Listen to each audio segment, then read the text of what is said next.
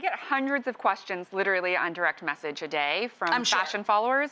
And I find that the questions kind of end up in 3 categories. The first one is, we saw a lot of mixed prints on the runway in Paris just a few weeks ago. And so one of the first questions is, how do I mix prints? So you did it by example on one of our viewers. Yes. Yay, it's like a color forms, but a human. And so she's here all the way from Secaucus, New Jersey, and I can't wait to show you. Ashley, come on out. Yes. Oh, she looks so Doesn't she look good?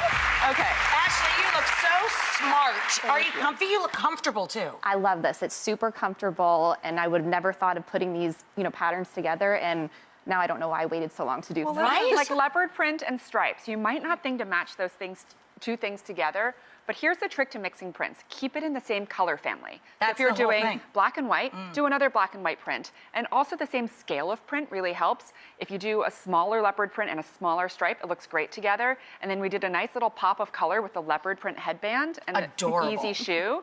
So it's all about just kind of putting it together.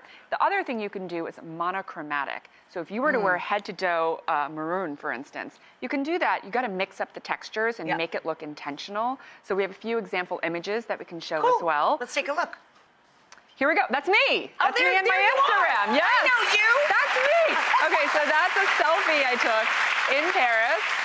The next FAQ we're going to tackle is... How do I know when I should invest in something versus a trend piece? Right. And so we've all been in that situation. We're in a department store and we're like, ooh, this is like a crazy, like neon green polka dots. What a trend. Should I be spending like $500 on this? Let me answer that. No. That is correct. Italians spend on good coats and good shoes. That's the way I was raised. Correct. And good bags. And good bags, yes. Good bags. Because you have them for your life. And jewelry. When you're thinking about the things you're investing in, for me, I always think, like, am I going to give this to my daughter? Am I going to give this handbag or these like great boots, which were an investment piece, to my daughter? Or can you wear them for many, many years of your life? I call that fashion math.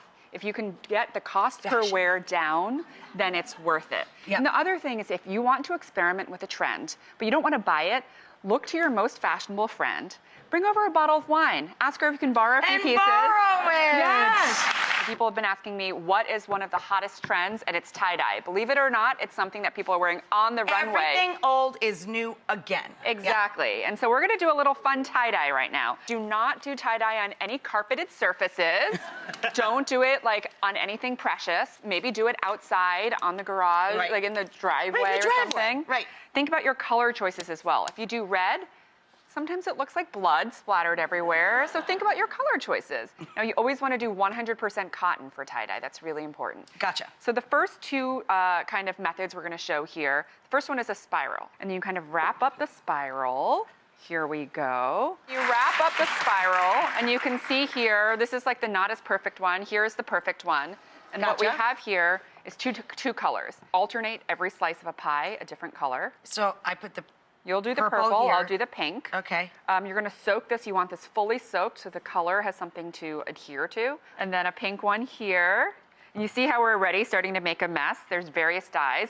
And so what you would do is let this soak or marinate in cooking terms. Let it marinate. I'm trying so hard, You're guys. doing really I'm trying so hard. Here. For 36 hours.